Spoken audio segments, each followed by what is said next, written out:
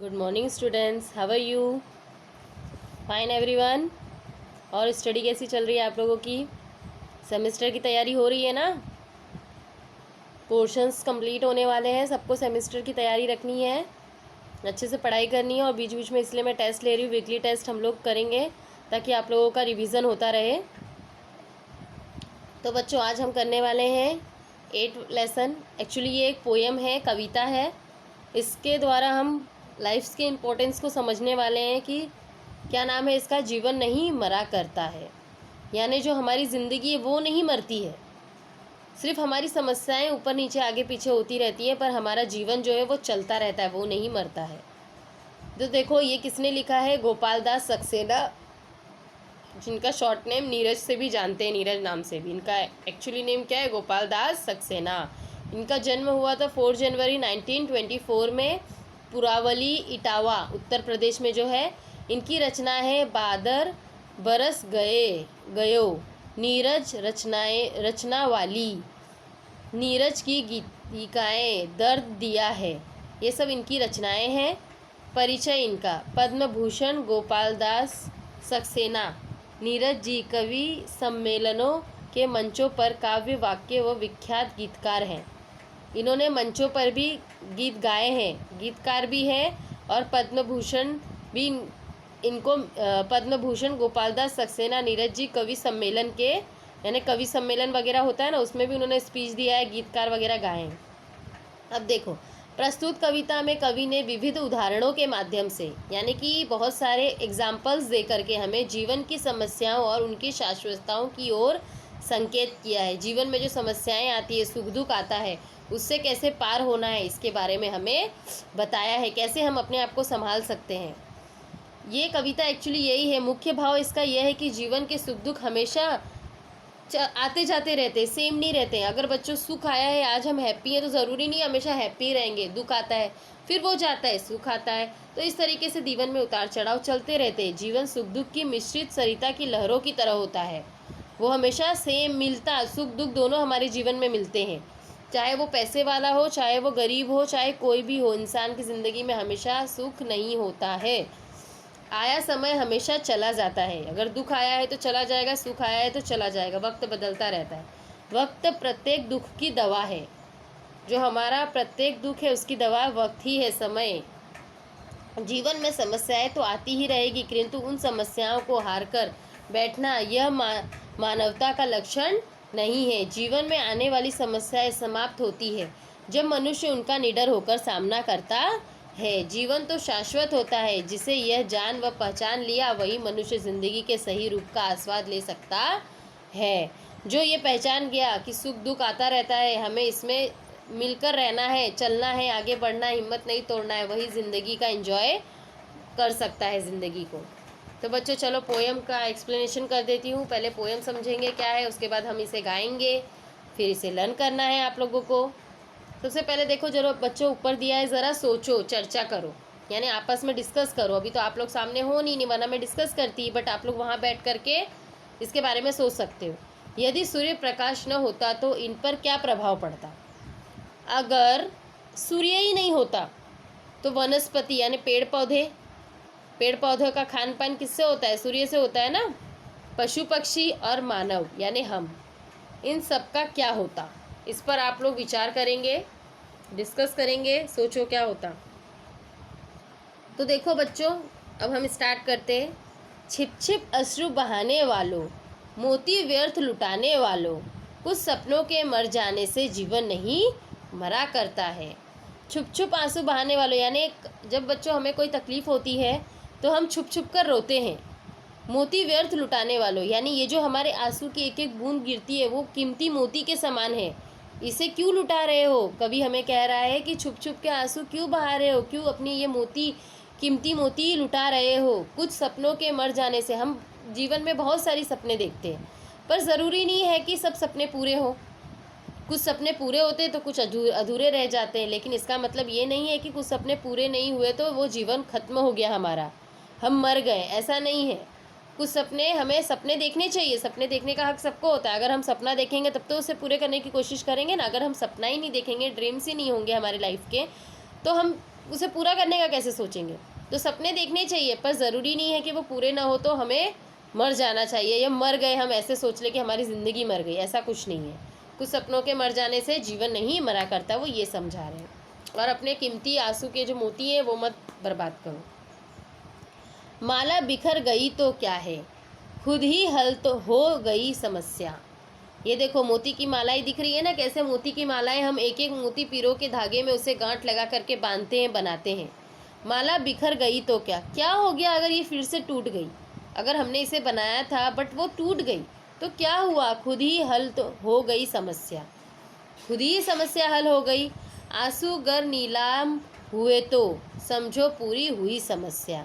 अगर आंसू हमारे बह गए हैं तो एक तरह से वो अच्छा भी है, कि बोलते हैं ना कभी कभी रोना अच्छा होता है, मन हल्का हो जाता है। तो उस तरीके से कभी कभी आंसू निकल भी जाए तो अच्छा है। समस्या हम थोड़े, हमारा मन हल्का हो जाता है, हमारी समस्याएं फिर हम आगे हल ढूंढने लगते हैं। तो इसका मतलब वो है, रूठे दिवस मनाने वालों, फटी कमीज सिलाने वालों, कुछ दीपों के बुझ जाने से आंगन नहीं मरा करता है। अब कहने का मतलब क्या है, रूठे दिवस मनाने वालों, कुछ दिन थे जो हमसे उदास थे, रूठे हुए थे, यानी कुछ हम नहीं कर पाए, तो वो दिन हम बोलते हैं ना ये दिन बहुत ख़राब गया, ऐसा वैसा। तो ये ऐसे दिन को मनाने वालों, ऐसे दिन को हम एक्सेप्ट करके भी आगे बढ़ते हैं ना, फेस करते हैं ना उसको। फटी कमीज़ सिलाने वालों, जब हमारी कमीज़ फट जाती है तो हम उसे फेंक देते हैं क्या, नहीं, उसे सिलकर फिर से पहनते हैं ना। उसी तरीके से ज़िंदगी में अगर कुछ कमी रह गई, कुछ समस्या आ गई, तो हमें उसे आगे बढ़ना चाहिए उससे। कुछ दीपों के बुझ जाने से, अगर कुछ दीपक आपके जीवन में इतनी सारी रोशनी है, अगर एक दो दीपक उसके बुझ गए, थोड़ी रोशनी कम भी हो गई, इसका मतलब ये नहीं है कि हम मर गए, इसका मतलब ये नहीं है, यानी हमारे लाइफ, आंगन का कंपेयर किया गया है हमारी लाइफ से कि वो मर गया, ऐसा नहीं है। खोता कुछ भी नहीं यहाँ पर, केवल जिल्द बदलती पोथी। खोता यहाँ पे इंसान कुछ भी नहीं है, खाली क्या बदलती है, जिल्द, यानी मतलब होता है बच्चों बुक का जो बाहरी आवरण होता है ना, जैसे आप टेक्स्ट बुक खोलते हो तो ऊपर का जो आकर्षक पेज दिखता है, अट्रैक्ट करता है ना हमें, तो केवल जलद बदलती पोथी, जो हमारे जीवन की जो ऊपरी परत है सिर्फ वो बदलती है, हमारा जीवन नहीं बदलता। सिर्फ हमारे जो ऊपर के जो पेज का, मतलब बुक के ऊपर के पेज का कंपेयर हमारी लाइफ से किया गया है, जो ऊपर के जो हमारे फेस की मुस्कुराहट चेंज हो जाए, इसका मतलब ये नहीं है कि हमारे जीवन नहीं रहा, ऐसा नहीं है। जैसे रात उतारा चांदनी, पहने सुबह धूप की धोती, जैसे कि रात की चांदनी जो चमकती है, चांद सितारे जो रात की चमक होती है, वही क्या होता है, वो चमक जाती है तो क्या होता है, सुबह धूप की धोती आती है, यानी सूरज की रोशनी आती है। तो कहने का कंपेयर ये किया है कि जैसे कि रात की चमकती अंधेरा निकल जाता है, फिर सुबह की रोशनी आती है, उसी तरीके से हमारे जीवन में भी जो समस्याएं हैं उसको अंधकार से कंपेयर किया गया है रात की चांदनी से। तो उसी तरीके से हमारे जीवन का जो अंधकार है वो भी, समस्या भी टल जाती है, और सुबह सवेरा आता है, यानी सुख के भी दिन आते हैं। वस्त्र बदल कर आने वालों, चाल बदल कर जाने वालों, चंद खिलौने के खोने से बचपन नहीं मरा करता है। अब वस्त्र बदल कर आने वालों, जब हम आते हैं, जब इस दुनिया में, क्या हमारे कोई पहचान होती है, क्या हम कुछ पहन के आते हैं, सब नंगे आते हैं है ना, हमारे शरीर पे कोई कपड़ा नहीं होता। तो वस्त्र बदल कर आने वाले, यानी कि हम जब आते हैं हमारी कोई पहचान नहीं होती, वस्त्र नहीं होता, कुछ नहीं होता। वस्त्र बदल कर, यानी हम बिना वस्त्र के ही आते, एक तरह से देखा जाए। पर चाल बदल कर जाने वालों, जब हम मरते हैं, अगर हमने अपने जीवन में कोई अच्छा काम किया है तो लोग हमें याद करेंगे उसके पीछे, पर अगर हमने कुछ गलत भी किया है तो भी इंसान याद करेगा, वो यही बोलेंगे अच्छा हुआ मर गया, इसने तो ऐसा किया था, ऐसा था, अच्छा नहीं था, ये करता था, वो करता था। तो सबसे इम्पोर्टेंट क्या है, जब हम आते हैं तो वस्त्र बदल कर उसे चाहने टाइम ऐसा अपने जीवन को ऐसा बना के जाओ कि जाने के बाद लोग हमें याद करें। तो चाल बदल कर जाने वालों, जब बदल कर हम जा रहे हैं तो लोग हमें याद करने चाहिए, ऐसा काम करना चाहिए। चंद खिलौने के खोने से बचपन नहीं मरा करता। अगर हमारे पास बहुत सारे खिलौने, उसमें से अगर कुछ खो भी गए तो इसका मतलब ये नहीं है कि हमारा बचपन खो गया। हम बचपन एंजॉय नहीं कर सकते, अरे मेरा ये खिलौना टूट गया, अब मैं क्या करूँगा, ये वो रोना धोना चालू, ऐसा नहीं है। वो हम इसका कंपेयर किया गया यही कि अगर कुछ खिलौने टूट गए, अगर कुछ चीज़ें रह गई, उसके बाद भी हमें आगे बढ़ना चाहिए, जीवन हमारा अभी भी है। नेक्स्ट पेज पे चलेंगे बच्चों। पोएम बहुत अच्छी है ये, बस मीनिंग आपको समझ में आनी चाहिए। कितनी बार गगरियाँ फूटी, गगरियाँ यानी मटका, मटका जो होता है ना किनारे पे भरने, देखो औरतें जा रही है। शिकन न पर आई पनघट पर, पनघट किससे कहा गया, वह स्थान जहाँ पानी भरते हैं। कितने बार वहाँ पानी भरने गए, कभी हाथ फिसल जाता है तो देखो टूट जाता है मटका, पर इसका मतलब ये नहीं है कि पनघट के चेहरे पर शिकन, यानी बोलते हैं ना कोई एक भी शॉक्ड आया हो। शिकन यानी सिलवट, चिंता, कोई चिंता नदी के किनारे उस जगह को नहीं होती, भले फूट गया क्या हो गया, दूसरा बन जाएगा। तो कितनी बार गगरियाँ फूटी, शिकन न पर आई पनघट पर, कितनी बार किश्तियाँ डूबी, चलत पहल वो ही है तट पर। कितने बार कश्तियाँ डूबी यानी नाव, कश्तियाँ यानी बच्चों नाव वगैरह जो होती है जो नदी में चलती है, कितनी बार तूफान आते हैं, लहरें आती है तो डूब जाती है, पर चहल पहल यानी जो लहरें की जो चहल पहल होती है, जो लहरें आती है जाती हैं, वो तट पर वैसी ही सेम बनी रहती है। तो कहने का मतलब यही है कि भले अब नाव डूबी यानी एक दुर्घटना है, मटकी फूटी यानी दुर्घटना ही है ना, हमें उससे तकलीफ ही होती है, लेकिन उसके बाद भी हम मुस्कुराते हैं। हमें मुस्कुरा के आगे बढ़ना चाहिए, आगे का सोचना चाहिए, पीछे देखने से कुछ नहीं मिलता। तम की उम्र बढ़ाने वालों, लो की आयु घटाने वालों। तम यानी अंधकार। अगर हम अपने जीवन में ये सोच लेंगे कि अब ये मुझसे नहीं होगा और अंधकार लेकर आ गए, तो हमारे लाइफ में तो अंधकार ही आ गया ना, कि अब मैं कुछ कर ही नहीं सकता, मैंने ये सोच लिया, ये समस्या आ गई, अब इससे आगे नहीं निकल सकता, तो क्या हो जाएगा, हम आगे नहीं बढ़ पाएंगे। लोह की, इससे क्या होगा, लोह की आयु यानी हमारे अंदर जो जोश है वो अपने आप घट जाएगा। लोह यानी लोहा होता है ना मजबूत, यानी हमारे अंदर जो लोहे जैसी मजबूती है वो अपने आप खत्म हो जाए। जब हम अपनी लाइफ में ये सोच लेंगे मैं नहीं कर सकता, अंधकार ले आएंगे, तम की उम्र बढ़ाएंगे यानी अपनी लाइफ में अंधकार को बढ़ाएंगे, तो लोह यानी हमारे अंदर की जो मजबूती है वो अपने आप कम हो जाएगी, इसलिए इसे नहीं कम होने देना है। लाख करे पतझड़ कोशिश पर उपवन नहीं मरा करता। पतझड़ यानी जो झाड़ वगैरह के पत्ते झड़ गए हो, कांटे वगैरह सूख गए हो जो पेड़, लाख पतझड़ कोशिश पर भी उपवन नहीं मरा करता। अगर पतझड़ हो गया है, वो पेड़, ये पत्ते झड़ गए, फूल झड़ गए, लेकिन उसके बाद भी जब बारिश आएगी फिर से वो उगेगा, फिर से वो खिलेगा, फिर से उस पर नए पत्ते आएंगे, तो उपवन नहीं मरेगा, वो फिर से जब आएगा मौसम फिर से वो खिलेगा। उसी तरह जीवन में समस्याएं होगी तो हमें डरना नहीं है, फिर से समय आएगा सुख का भी। हर चीज़ को सुख और दुख से कंपेयर किया गया बच्चों, समस्याओं से, कि आप लोग को यही सिखाया गया है कि समस्याओं से डरना नहीं चाहिए। लूट लिया माली ने उपवन, लूट न लेकिन गंध फूल की। उपवन, माली यानी कौन, जो बगीचे की रखवाली करता है, वो क्या कर सकता है, ज़्यादा से ज़्यादा बगीचा की देखभाल करेगा, फूल उगेंगे उसको तोड़ेगा और बेचेगा। पर फूल को भी जब तोड़ते हैं तो दर्द तो उसे भी होता है ना, उसके बॉडी का पार्ट है ना वो भी, पेड़ उसकी बॉडी है, उसमें से फूल तोड़ेंगे तो उसको भी दर्द होता है। तो लूट लिया, जो बगीचे का मालिक है, माली है, वो क्या कर सकता है, फूलों को लूट सकता है पर उसकी खुशबू को वो नहीं लूट सकता। वो टूटने के बाद भी हमें खुशबू देती है ना, हमारे घर में सजावट के लिए काम आती है, भगवान के लिए चढ़ावा होता है वो। तो फूल के टूटने के बाद भी देखो वो हमें कितनी चीज़ें देती है, खुशबू, माली उसकी खुशबू नहीं लूट सकता। तो हमें कोई भी कितनी भी कोशिश करके तोड़ दे, हमारी हिम्मत तोड़ने की कोशिश करे कि तुम ये नहीं कर सकते, लेकिन अगर हमारे अंदर हिम्मत हौसला है तो हम वो ज़रूर करेंगे। हमारे अंदर का गंध, जो खुशबू, जो हौसला है वो कोई नहीं तोड़ सकता। तूफानों तक ने छेड़ा पर,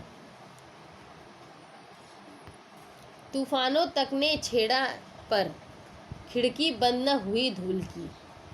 तूफान आंधी कितना भी आए ज़िंदगी में, तो कितनी भी आ गई, लेकिन खिड़की बंद न हुई धूल की, लेकिन धूल उड़ना बंद नहीं होता है, वो वैसे ही बहता रहता है, धूल उड़ता रहता है, चाहे कितनी भी तूफान आए। नफरत गले लगाने वालों, सब पर धूल उड़ाने वालों। कहने का मतलब है तूफान आते हैं, धूल भी उड़ता है, नफरत हम मन में भर के रखते हैं अगर किसी के लिए, तो सब पर धूल उड़ाने वालों। यदि हम अगर अपने मन में किसी की ईर्ष्या, जलन, दुश्मनी रखेंगे तो ये क्या होगा, ये फैलेगी और ये सब पर उड़ेगी, सब पर ये धूल उड़ेगा। इसके लिए हमें क्या करना है, कुछ मुखौटों की नाराज़गी से दर्पण नहीं मरा करता। लोग हमसे नाराज़ होंगे, नफ़रत होगी, भले कितना भी तूफ़ान हमारी ज़िंदगी में लाने की कोशिश करेंगे, हम कुछ करना चाह रहे तो बीच में रास्ते में रुकावटें लाएंगे, लेकिन कुछ मुखड़ों की नाराज़गी से कुछ लोग अगर हमसे नाराज़ है, इसका मतलब ये नहीं है कि आईना हमसे नाराज़ है। हम खुद में हमें देखना है, खुद से हमें हौसला लाना है और करना है। दर्पण यानी क्या होता है? मिरर, आईना। तो कुछ लोगों के नाराज़ होने से ऐसा नहीं है कि आईना हम खुद से नाराज़ हो जाए, पर हम अगर अनसक्सेस भी हुए हैं तो जिस दिन हम फिर से कोशिश करके उसमें सक्सेस होंगे तो वही लोग हमें आकर के हमें पूछेंगे, हमें आशीर्वाद देंगे, हमें हमारी प्रशंसा करेंगे। तो बच्चों, इस तरीके से ये पोएम में आप लोगों को यही शिक्षा मिलती है कि इस पोएम कविता के माध्यम से हमें यही सीखने मिलता है कि जीवन में किसी के भी न होने से या किसी की कमी होने से जीवन समाप्त नहीं होता। मनुष्य का जीवन तो इस संसार में निरंतर बहता ही रहता है।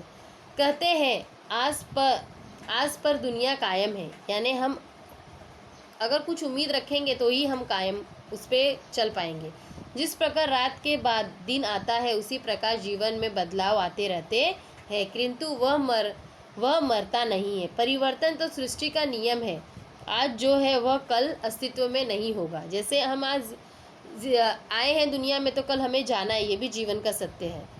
इसलिए जीवन में जो बीत चुका है उसकी आस छोड़कर मनुष्य को हमेशा आगे बढ़ना चाहिए। जीवन तो हमेशा शाश्वत होता है, हमेशा बहता रहता है, चलता रहता है। तो जो जीवन में हो गया हमें वही सोच के नहीं बैठना चाहिए, आगे भी बढ़ना चाहिए। तो बच्चों, इस प्रकार से ये कविता से हमें सीख मिलती है, सीखने के लिए मिलता है कि हमें कभी भी मुश्किलों से हारना नहीं चाहिए, आगे बढ़ते रहना चाहिए। अगर अंधकार आया है तो रोशनी भी आएगी, अगर मुश्किलें आई हैं तो दुख आया है तो सुख भी आएगा, खाली उस समय का हमें वेट करना है। बच्चों देखो, इसमें दिया है ऊपर हेडिंग पर, सुनो तो ज़रा। ई न्यूज़, आकाशवाणी, दूरदर्शन एवं अन्य प्रसार माध्यमों आदि से समाचार पढ़ो, सुनो और मुख्य बातें सुनाओ।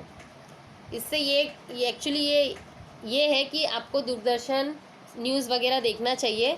अगर आप ये देखोगे तब तो आज क्या हुआ, कल क्या हुआ, प्रेजेंट फ्यूचर में क्या होगा, इससे रिलेटेड हमारे देश में क्या चल रहा है, देश के अन्य राज्यों में क्या चल रहा है, ये चीज़ों के नॉलेज हमें होनी चाहिए। इसके लिए हमें न्यूज़ देखना चाहिए और प्रसार माध्यम समाचार पत्र भी पढ़ना चाहिए, देखना चाहिए, करना चाहिए। ओके बच्चों, तो ये आप लोगों को खुद से करना है।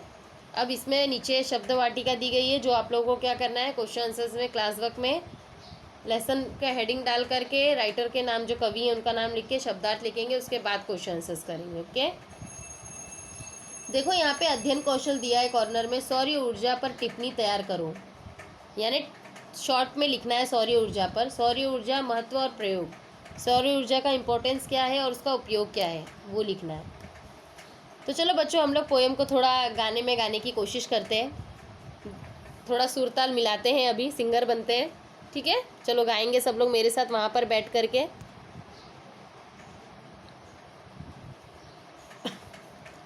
छिप छिप अश्रु बहाने वालों, मोती व्यर्थ लुटाने वालों, कुछ सपनों के मर जाने से जीवन नहीं मरा करता, कुछ सपनों के मर जाने से जीवन नहीं मरा करता। माला बिखर गई तो क्या है, खुद ही हल हो गई समस्या, आंसू गर नीलाम हुए तो समझो पूरी हुई समस्या।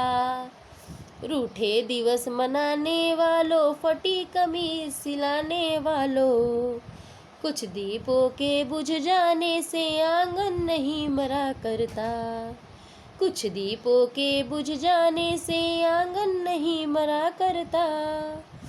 खोता कुछ भी नहीं यहाँ पर, केवल जिल्द बदलती पोथी, जैसे रात उतारे चांदनी पहने सुबह धूप की धोती।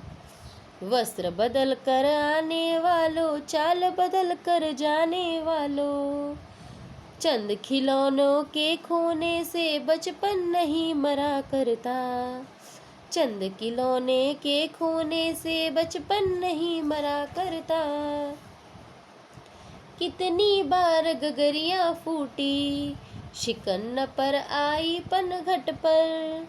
कितनी बार किश्तियां डूबी, चहल पहल वो ही है तट पर। तम की उम्र बढ़ाने वालों, लौह की आयु घटाने वालों, लाख करे पतझड़ कोशिश पर उपवन नहीं मरा करता है। लाख करे पतझड़ कोशिश पर उपवन नहीं मरा करता है। लूट लिया माली ने उपवन, लूटी न लेकिन गंध फूलों की। तूफानों तक ने छेड़ा पर खिड़की बंद न हुई धूल की। नफरत गले लगाने वालों, सब पर धूल उड़ाने वालों, कुछ मुखड़ों की नाराजगी से दर्पण नहीं मरा करता है। कुछ मुखड़ों की नाराजगी से दर्पण नहीं मरा करता है। इस तरीके से सब लोग बच्चों ये पोएम को गाएंगे, लर्न करेंगे, फिर इसके question answers filling the blanks आपको करने के लिए आसानी हो जाएगी। सबको समझ में आई ये पोएम? बहुत अच्छी है ना ये कविता, हमें हिम्मत देती है। इस तरह के हम पढ़ के हमारे अंदर की हिम्मत और बढ़ती है बच्चों। तो हमें इस तरीके के पोएम्स को पढ़ना चाहिए और इसे अप्लाई करना चाहिए अपनी लाइफ में। तो इसके क्वेश्चन आंसर्स कुछ हैं, वो एक्सप्लेन कर देती हूँ मैं आप लोगों को। क्वेश्चन फर्स्ट है बच्चों, निम्नलिखित प्रश्नों के उत्तर एक शब्द में यानी 1 वर्ड्स में खाली लिखना है। पहला क्या है, कवि ने अश्रु को किसकी उपमा दी है? मोती की, यानी अश्रु को किससे कंपेयर किया है? मोती से। सेकंड है, आंसू नीलाम होने से क्या समाप्त नहीं होगी? समस्या। आंसू बहा दोगे लेकिन समस्या समाप्त नहीं होगी। थर्ड, सुबह ने किसकी धोती पहनी है? किसकी धोती पहनी है? धूप की। फोर्थ, गगरियां फूटने पर भी किस पर शिकन नहीं आती है? किस पर? पनघट पर। फिफ्थ, माली क्या नहीं लूट पाया? फूल की गंध को वो लूट नहीं पाया, भले उसे तोड़ दिया लेकिन उसकी गंध को वो नहीं लूट पाया। अब नेक्स्ट क्वेश्चन है बच्चों ये, निम्नलिखित पंक्तियों का अर्थ लिखिए। यानी कि ये जो पंक्ति दी गई है, ये जो सेंटेंस दिया गया है, इसका अर्थ आप लोगों को लिखना है। फर्स्ट है, लाख करे पतझड़ कोशिश पर उपवन नहीं मरा करता। अब ये जो कविता का लाइन है, इसका मीनिंग हम कैसे लिख सकते हैं? इस पंक्ति का अर्थ यह है कि पतझड़ के मौसम में पेड़ पौधों के पत्ते झड़ जाते हैं और सारा वन उपवन उजड़ व वीरान सा लगने लगता है, किंतु इससे उपवन में स्थित पेड़ पौधों का जीवन समाप्त नहीं होता। वसंत ऋतु आते ही वे फिर से हरे भरे होने लगते हैं। उसी प्रकार जीवन में किसी के भी द्वारा कितनी भी तकलीफ़ें देने या अपने रास्ते में संकट पैदा करने से मनुष्य का जीवन रुक नहीं जाता, वह निरंतर आगे ही बढ़ता रहता है। बताया ना मैंने, पतझड़ यानी बच्चे झाड़ों के पतझड़ जैसे झड़ जाते हैं लेकिन बारिश आने पे फिर से वो खिलता है, यानी उनके जो दुख के दिन है वो टलते हैं, फिर सुख के दिन आते हैं। उसी तरीके से हमारे जीवन में अगर कोई परेशानियां आ रही है, कोई तकलीफ रास्ते में दे रहा है, तो उसे नहीं देखना है, हमें आगे बढ़ना है। सेकंड क्वेश्चन है, कितनी बार गगरियां फूटी, शिकन न आई पनघट पर? ये भी है ना। इस पंक्ति का अर्थ यह है कि पनघट पर पानी भरते समय कितनी गगरियां वहां गिरकर टूट जाती है, किंतु पनघट उस पर कभी चिंतित नहीं होता। उसी प्रकार जीवन में रुकावटें व संकट तो आते ही रहेंगे, उनकी चिंता न करते हुए तथा उन्हें जीवन का एक भाग समझकर आगे बढ़ना चाहिए। चिंता करने से मनुष्य अपने लक्ष्य को साध्य नहीं कर सकता। अगर आप चिंता करोगे, उसे ही लेके बैठ जाओगे, तो आप सक्सेस कभी नहीं हो पाओगे। सेकंड क्वेश्चन है, जीवन नहीं मरा करता, कविता का मुख्य आशय लिखिए। यानी ये जो हेडिंग है, जीवन नहीं मरा करता, इसका मुख्य एक्चुअली क्या है वो लिखना है। मुख्य आशय यह है बच्चों की मंजिल को प्राप्त करने के लिए संकटों से लड़ने का हौसला मनुष्य के भीतर होना चाहिए। जीवन में आने वाली समस्याओं से निराश, चिंतित एवं डरकर भागने से वह समाप्त नहीं होती। जब तक जीवन रहेगा समस्या आती रहेगी। जीवन शाश्वत होता है, वह कभी नहीं मरता। जीवन में तूफान आते रहेंगे, किंतु असली नाविक वह है। यानी जीवन में तूफान आते रहेंगे लेकिन असली नाविक यानी असली नाव चलाने वाला वही है जो उस तूफान में भी राह निर्माण करे। जो नाव चलाते समय भले तूफान आ जाए लेकिन वो नाविक जो तूफान से भी अपना रास्ता ढूंढ ले। हौसला हारने से नहीं बल्कि हौसला रखकर लड़ने से जीवन शाश्वत होता है ना बच्चों। नेक्स्ट क्वेश्चन है, देखो ये वाला है, जीवन की शाश्वतता को बताने वाली पंक्तियां चुनकर लिखिए। यानी जीवन की शाश्वतता बताने वाली जो लाइन्स है वो चुन करके हमें इस पोयम में से लिखना है। देखो 2 लाइन दी हुई है। छिप छिप आंसू बहाने वालों, मोती व्यर्थ लुटाने वालों, कुछ सपनों के मर जाने से जीवन नहीं मरा करता। एक ये है और दूसरा, खोता कुछ भी नहीं यहाँ पर, केवल जिल्द बदलती पोथी, जैसे रात उचार चांदनी, पहने सुबह धूप की धोती। ये आएगा इसका आंसर। फिर नेक्स्ट है बच्चों, देखो ये वाला लेसन में बताया ना, अभी मैंने आप लोगों को नीचे दिया था, यदि सूर्य प्रकाश न हो तो इन पर क्या प्रभाव पड़ेगा, वनस्पतियों पर क्या प्रभाव पड़ेगा, ये देखना है हमें इसमें।